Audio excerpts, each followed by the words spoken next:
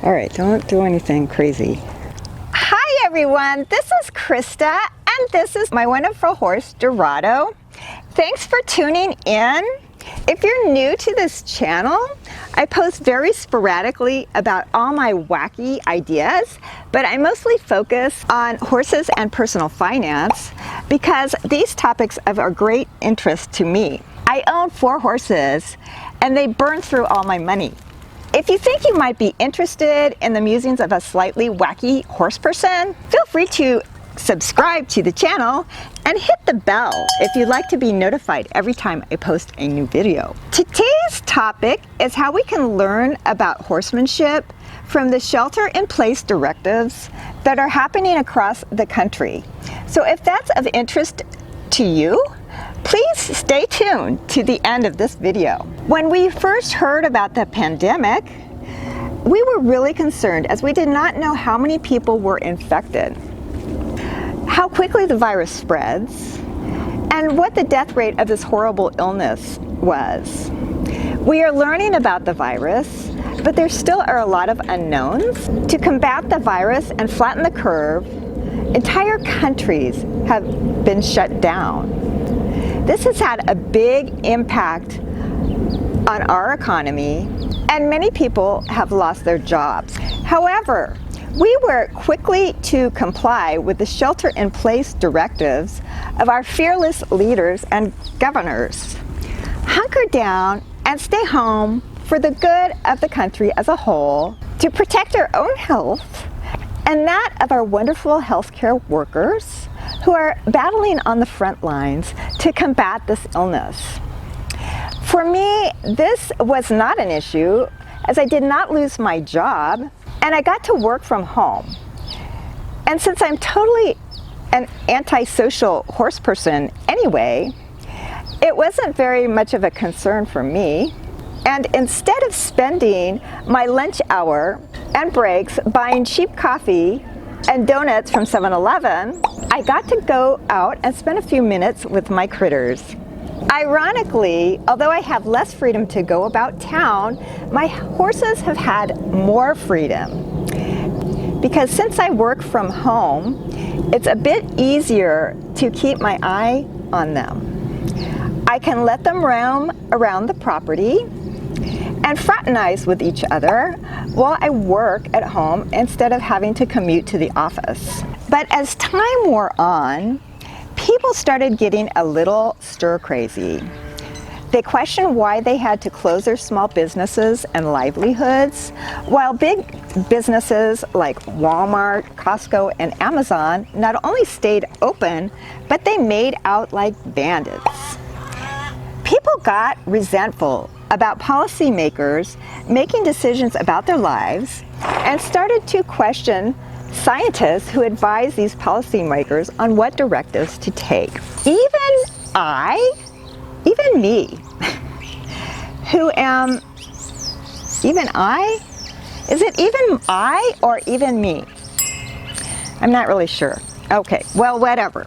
Even I, me, who am a total recluse and whose income is not threatened, I'm getting a bit stir-crazy. I have not been able to travel, and I have not seen my family since November, and I miss them. This is not meant to be a political video by any means, so I'm going to stay out of the fray, but regardless of what you think about these directives, there is one interesting outcome about human nature to observe. When people feel their freedom is restricted, they get unhappy and they start questioning authority figures and they start to rebel. Similarly, horses are naturally gregarious wanderers that like to socialize with each other. Oh, you better not have screwed up with my mic, dude. Okay. Similarly, horses are naturally gregarious wanderers that like to socialize with each other and enjoy freedom. When we restrict them by locking them up in a stall and a paddock for most of their lives, many of them become unhappy and bored and start to act out. Dorado here is a really nice horse, but I keep him in a stall, and he gets bored very easy, as you can see. Another source of irony is that I keep my two well-behaved horses, Dorado is one of my more well-behaved horses, stalled, while my two difficult horses are allowed the freedom and leisure to stay out in a larger area together full time. This is because I'm sure they would actually be a lot more difficult if I kept them stalled. My well-behaved horses are stalled because I work with them more often and I want to protect them from injury. They are being punished for being good. He's a good horse. I also board horses, and occasionally I open up the barn to people who travel from areas and want to stay here overnight. And one time I got a phone call from this lady, and she was traveling from Washington to LA to a horse show. And at that time I didn't have a stall available, so I told her that she could keep her horse in my round pen for the evening.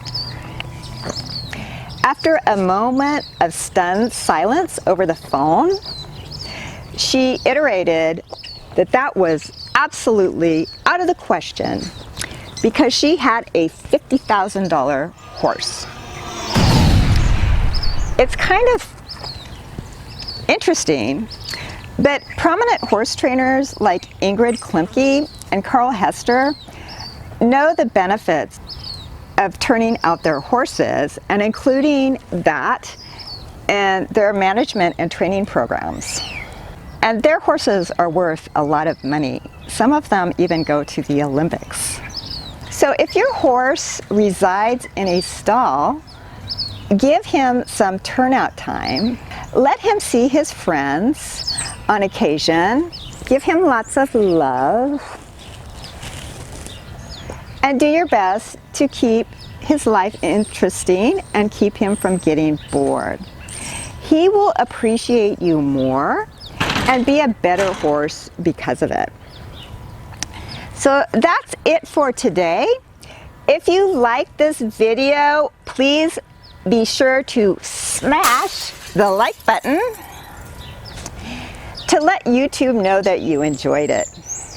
If you have anything to add, feel free to comment below. If you'd like to see additional content that I launch, hit the subscribe key and hit the bell if you'd like to be notified every time I launch a new video. As always, think outside the dressage court, and bye for now.